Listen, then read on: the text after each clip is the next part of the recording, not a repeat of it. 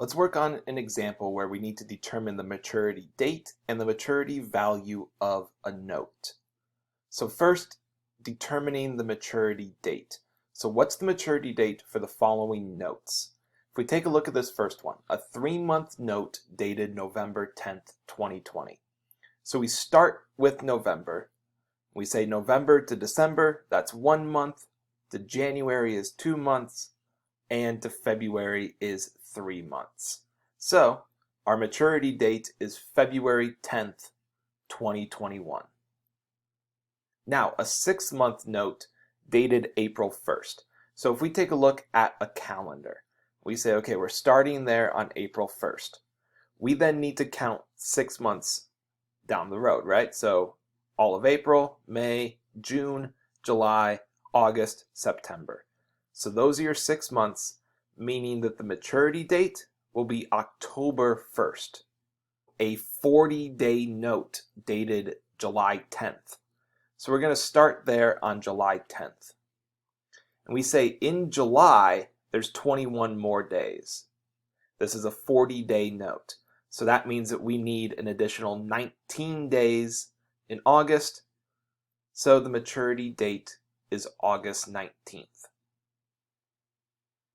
Now, a 60-day note dated March 18th. So we take a look back at our calendar and we see March 18th. Well, there's 13 more days in March. Then we would need all 30 days in April and another 17 days in May. Because after March and April have passed, we've already hit 43 days. So we need another 17 to hit our 60-day mark. So the maturity date for this note is May 17th. Now the maturity value. What's the maturity value for this note? Well, the maturity value is going to be the face value plus the interest. So you first need to figure out the interest. So our interest formula is principal times rate times time. So we have a $3,000 5% 6-month note. So we take 3,000 times 0.05 times 6 over 12 because our interest rate is an annual interest rate. So we need to show the number of months over 12. So our interest here is $75.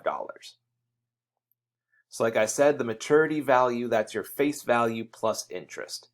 So our face value is that 3,000 plus the $75 of interest gives us a maturity value of $3,075. Now, how about this one where we're told it's a $5,000 note, 8% interest, and 90 days? It's going to be slightly different. We still have the same interest formula, but you'll notice now we take our principal times our interest rate times the number of days over 360. So we take 5,000 times 0.08 times 90 divided by 360, which gives us an interest amount of 100. Now the maturity value, that's your face value plus interest. So 5,000 plus 100 gives us a maturity value of $5,100 for this note.